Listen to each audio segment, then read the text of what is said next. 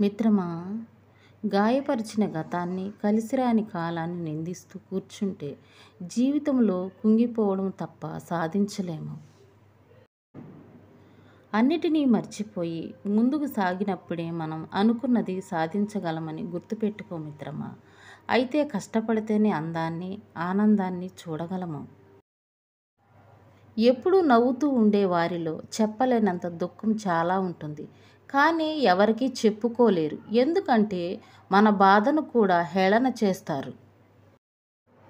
నవ్వుకునే సమాజంలో బ్రతుకుతున్నామని, అందుకే నవ్వుతూ కనిపిస్తూ బాధలను మర్చిపోయి ముందుకు వెళ్ళాలి మిత్రమా.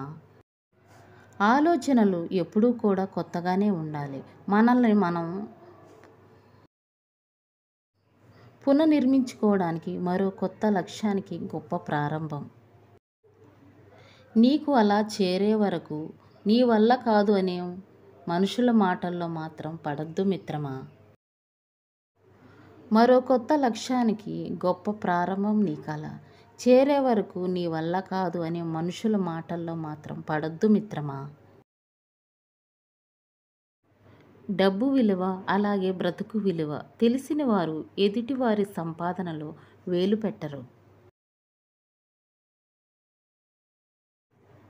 శత్రువు నిన్ను ఎంత బాధ పెట్టినా శత్రువు ముందు బాధపడకు.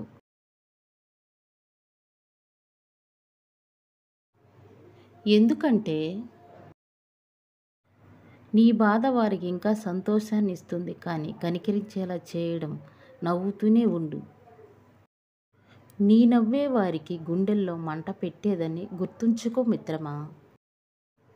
కొన్ని బంధాలు ఊహించని సంతోషాలు, కొన్ని బంధాలు మర్చిపోలేని తీపి గుర్తులు.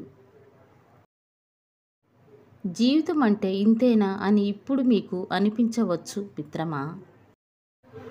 కానీ ఒక వయసు వచ్చాక అర్థం అవుతుంది నువ్వు మోస్తున్న బాధ్యత.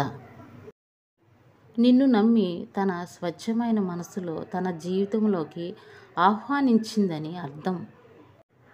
నిన్ను నమ్ముకున్న మనుషులు నిన్ను పరిగెత్తేలా చేసే ఏదో ఒక అవసరం.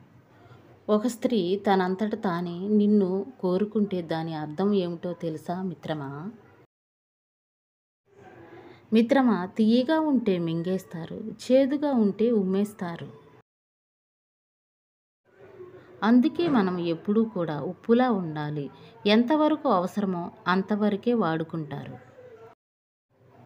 తేదీలు మారుతున్నా, సంవత్సరాలు గడుస్తున్నా కాలం ఎప్పుడు నేర్పించేది పాఠం ఒకటే. నీ జీవితం ఎప్పుడూ కూడా శాశ్వతం కాదని గుర్తుంచుకో మిత్రమా.